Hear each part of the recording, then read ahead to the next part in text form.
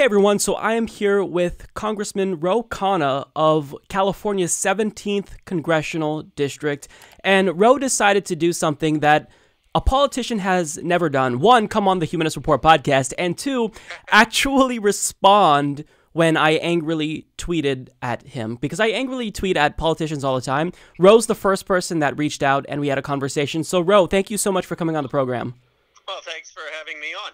Yeah, I'm very glad to have you, and I appreciate the fact that you're choosing to actually have a conversation and communicate with progressives rather than run away from us. So I do want to ask, because according to journalist Cameron Joseph of Talking Points Memo, he reports that you and Joe Crowley had a relatively heated debate on the House floor, and I think we all know that this is because of your dual endorsement of him and Alexandria Ocasio-Cortez. So the question really that I have for you, and I think a lot of people want to know, is if we know that you're kind of in this awkward situation where if you endorse a progressive, you anger your colleagues, but if you endorse one of your colleagues, basically outrage progressives, as you now know. So why not sit this one out?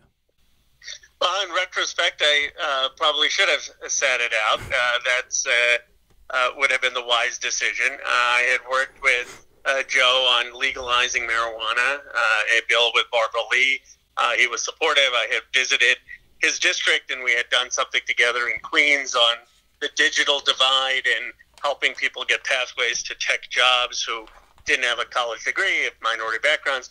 And so when he asked for my support, I didn't think much of it, and I offered it. I then came to learn about Alexandria Ocasio-Cortez through the video that just went viral probably a month ago, and she's an extraordinary candidate. She's going to be a star in the Democratic Party, in my view, regardless, or the progressive movement, regardless of the outcome of this race, whether she wins or loses.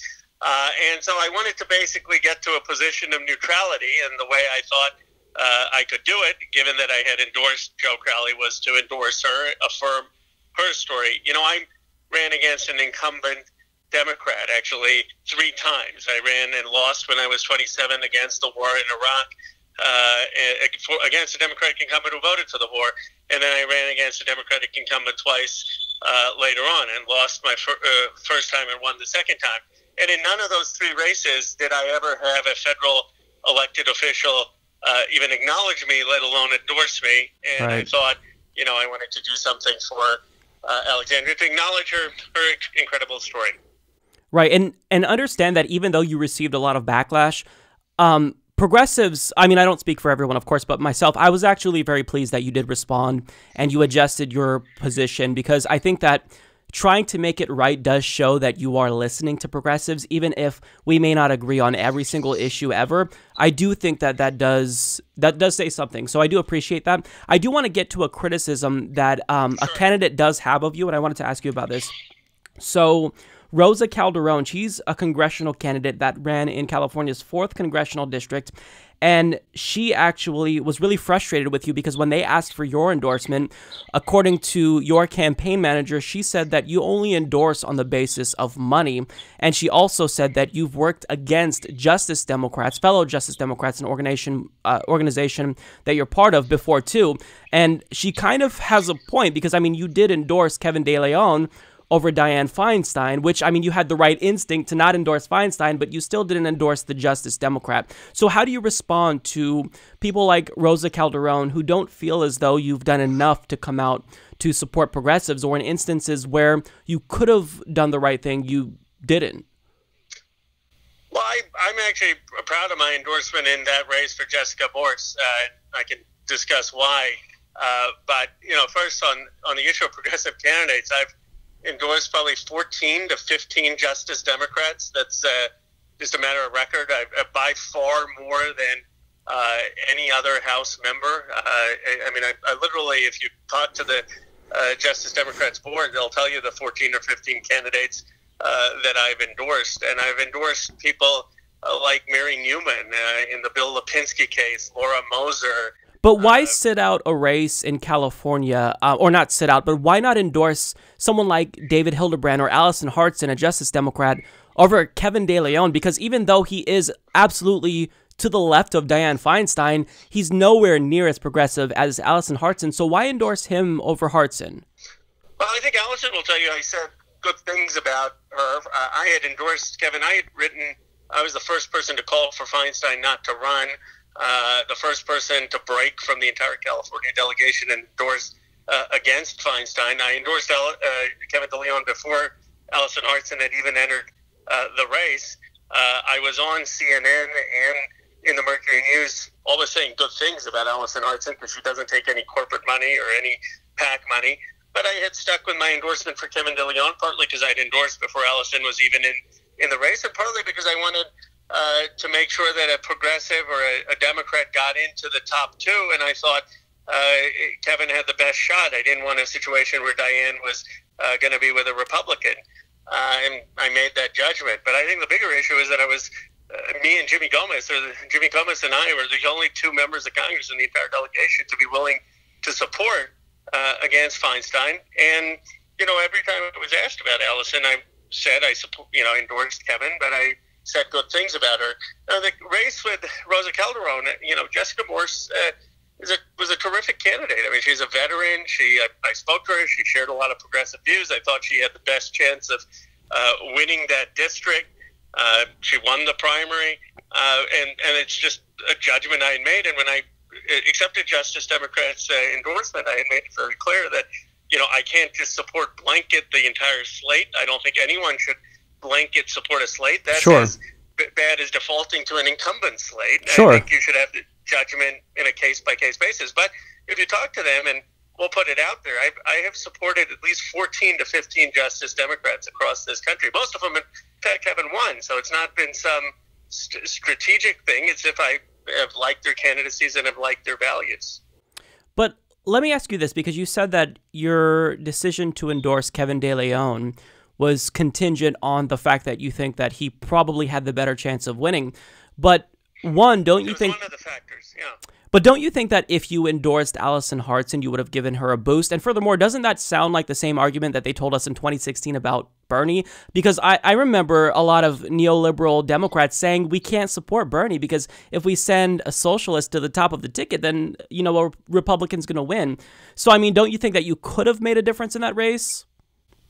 I'm not sure my brand matters that much in California politics statewide. But first of all, Kevin did a lot of progressive things. I mean, he came out for single payer in California where some of the assembly hadn't, and he passed that through the Senate. He had come out for the most ambitious renewable energy policy. He was very, very strong on DACA and immigration. So he does take corporate PAC money, though.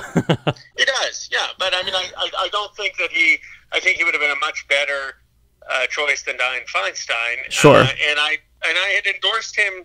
Like I said, Allison, I had put out Kevin's name. I had called. You can look at an op-ed in the Sacramento Bee. My first two choices were Robert Reich and Barbara Lee, and I had said one of those two should run against Dianne Feinstein. And then I had said, if they don't, Kevin DeLeon should run. And so, Kevin saw that op-ed in the Sacramento Bee, and he called me up, and he said, well, Barbara and Robert Reich aren't running. I'm running. Endorse me. And I endorsed him. And then a few days later, a week later, I got a call from the Justice Democrats that Allison was going to enter the race. And at that point, I said, look, I'll say nice things about her, but I've already endorsed and publicly written about Kevin DeLeon. And if someone looks at that Sacramento Bee article where I talk about why we need a change from Dianne Feinstein, they'll see that I had mentioned Barbara Lee, Robert Reich as my first two choices, and then Kevin DeLeon. Sure. Well, look, I do want to make it clear to you that we're not forgetting your progressive record when we call you out for these types of things, because I do think that your record is important. I mean, you've co-sponsored HR 676. You support public financing of elections. You take $0 in PAC money. So that is important. So understand that when someone like me angrily tweets at you, for example, about this endorsement, it's because it may seem unfair because I don't tweet at everyone who doesn't endorse the way I want, but it's because I respect you and you kind of are held up to a higher standard because you're so progressive and because your record is so progressive. So I do think that that is important for you to know. But I think that there's a difference, in the Crowley case, where I do think it was a mistake, and I really should have stayed out of it, and I should have learned more about Alexandria's campaign, because I really think she's just a phenomenal candidate who's going to be a force in the party. I don't feel the same way about the race in Jessica Morris. I believe that I did endorse the right candidate there. That doesn't mean I respect Rosa Calderon and think she's got a great future in politics, but I don't think one can have a view that every progressive is should agree on every endorsement. I do think, though, that the Crowley one was a mistake, and it was an appropriate criticism, and I should have stayed out of that race. And I completely respect that. And the fact that you've taken steps to right the wrong. I mean, obviously, I would prefer that you rescind the endorsement, but I know that you've taken heed for this. So I do think it's important that you know that we appreciate it when politicians do respond to criticism in the way that you did. Now, I kind of want to move on from this endorsement because I know you also spoke to Jimmy Dore about this as well. I wanted to ask you about a piece of legislation that you co-sponsored. This is H.R. 3057. This is called the Fair Representation Act. You authored this legislation with Jamie Raskin, and what this does is three really, really important things. It ends gerrymandering. It also moves to ranked choice voting, and I think the most important thing is that it switches from single-member districts to multi-member districts. Now, I think that this is probably one of the most important pieces of legislation in the country, because it could facilitate 3, 4, maybe 5 prominent political parties that could actually win. Can you talk about this legislation? I appreciate your pointing it out. There are only 3 of us on this legislation. There's actually 4 now. I do want to point out, I want to give credit to James McGovern. As of the 9th of May, he co-sponsored, and part of the question was, where the hell is Tulsi? Where's Grijalva? Where's Ellison? Where's Jayapal? Because this is really, really important. Well, McGovern's a great member, especially on foreign policy. But, it's a radical idea, because it means all of the incumbents would have to run for elections, and our seats wouldn't be guaranteed. But it's good for democracy. One, it makes sure that people aren't drawing their own lines. 2, ranked choice voting would give challengers a better chance, because you don't have to just get 50%. You can be people's second choice. And 3, with the multi-candidate districts, you actually could see 3 third-party candidates who may get 10 or 12% of a vote being part of a coalition. You could see more minorities, more women winning. So I think it really would be healthy for democracy. The reason people aren't for it is it would mean that their seats they would be giving up their seats. It's not easy to give up political power.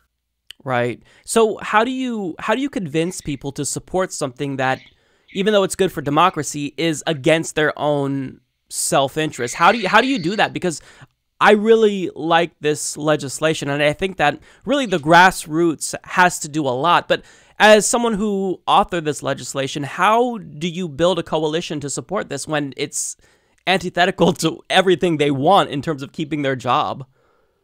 Well, you make the case that people really are upset and are demanding change. And they want change in terms of how Congress works. We're at 8% approval. Something is fundamentally off. And the reason people are so frustrated is they don't think their voice matters. They don't think the Congress is responding to them.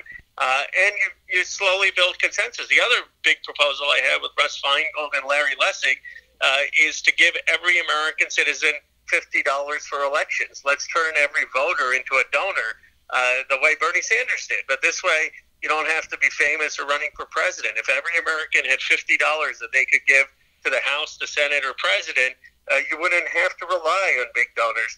So these kind of bold initiatives that would totally reimagine our democracy, I think is what the country wants. And, I don't look at how something is going to play in Ohio or think about the politics. I just do things that I think are going to be right. And I believe a conviction-driven politics actually would probably also be good, smart electoral strategy. Bernie Sanders' campaign showed that. Now, can you talk about another aspect of our system that needs to be fundamentally reformed? I know you support public financing of elections.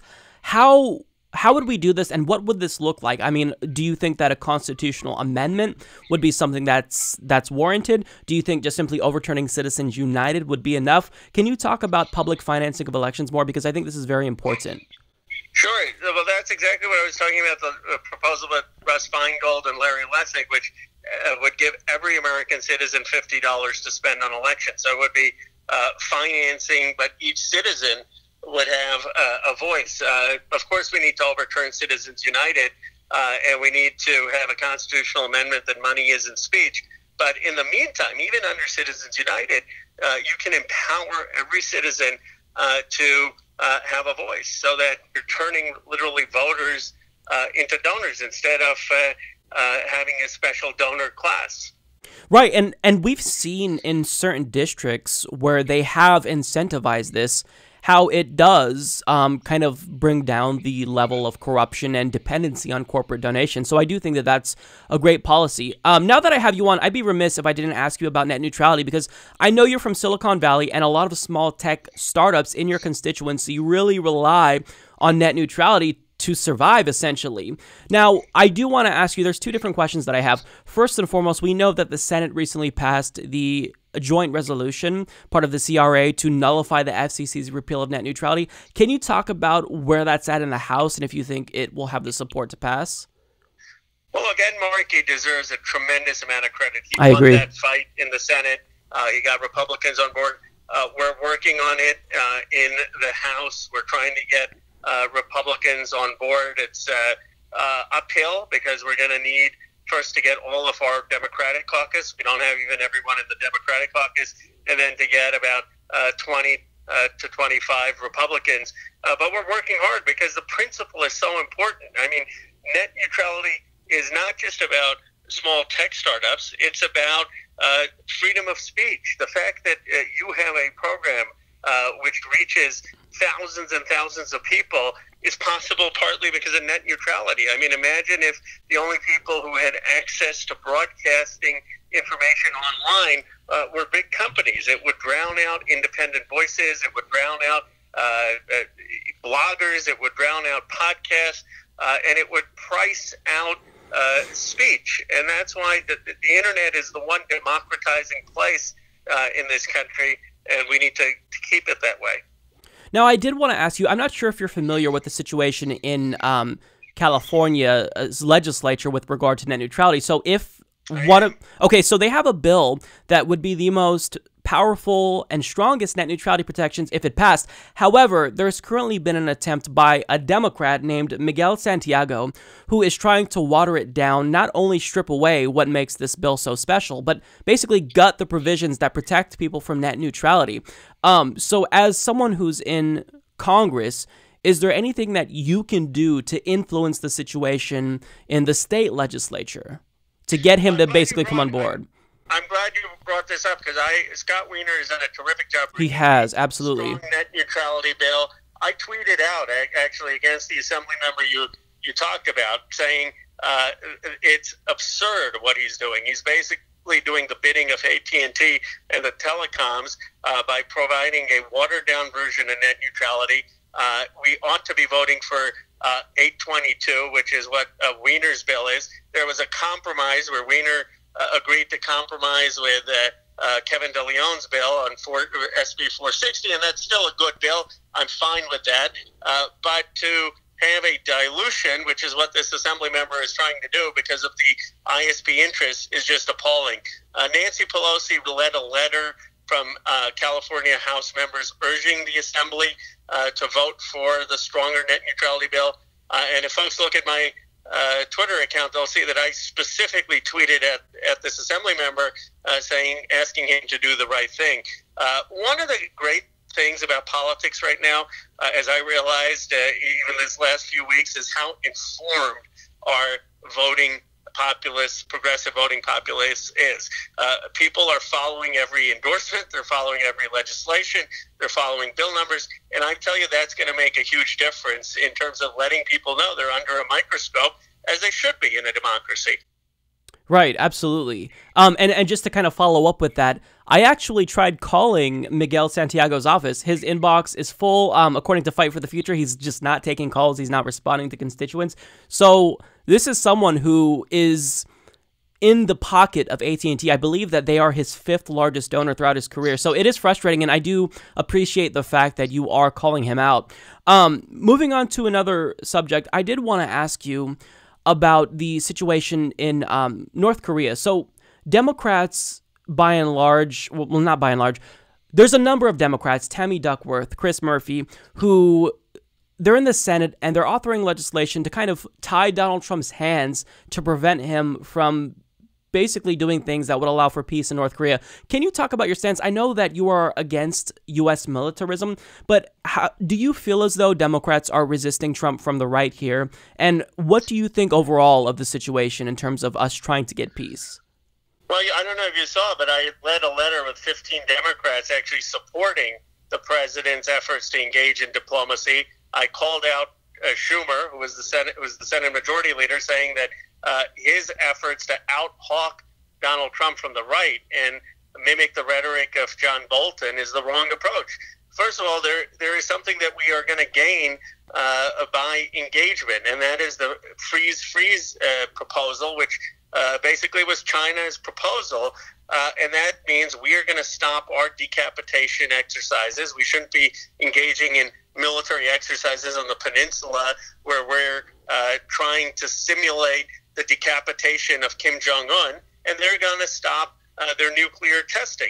That we don't know this for how long, but that is constructive framework. That's a step forward. It's similar to what Bill Perry was working on. Our next step should be to get them to declare where their nuclear facilities are. We should try to make sure that they don't have the capacity to test ICBMs that could strike the United States. So do I think that the negotiation was what Donald Trump claimed it was? No, they certainly haven't gotten to denuclearization. Do I wish Bill Perry were negotiating for us, or Obama or someone else? Yes. But to criticize engagement in itself and not to recognize that we should be encouraging that is to basically be parroting John Bolton's talking points. And that should not be the Democratic position. The Democratic position should be one of engagement. Exactly. So, yeah, thank you for speaking out on that. One last question I want to ask you is about Donald Trump's zero-tolerance immigration policy. So you know that he signed an executive order stopping basically the policy that he started in the first place. So instead of separating families at the border and taking adults to jail and kids in U.S. custody, we're going back to an Obama-era policy now that we saw in 2014 when Obama didn't know how to deal with an influx of immigrants from Central America. So even though families won't be separated, which I'm very thankful for, I'm sure you are too, we're still going to see families being locked up in cages just together. And I still think that's horrible. So what do you think Democrats will do going forward? Because I'll give them credit where it's due. I think they did a good job resisting and raising awareness about this, especially Jeff Merkley. But do you think that they're going to tone down the rhetoric now and just give them a pass? Because I think that locking people in cages is still egregious, even if it's better than separating them and putting them in different cages, separating families.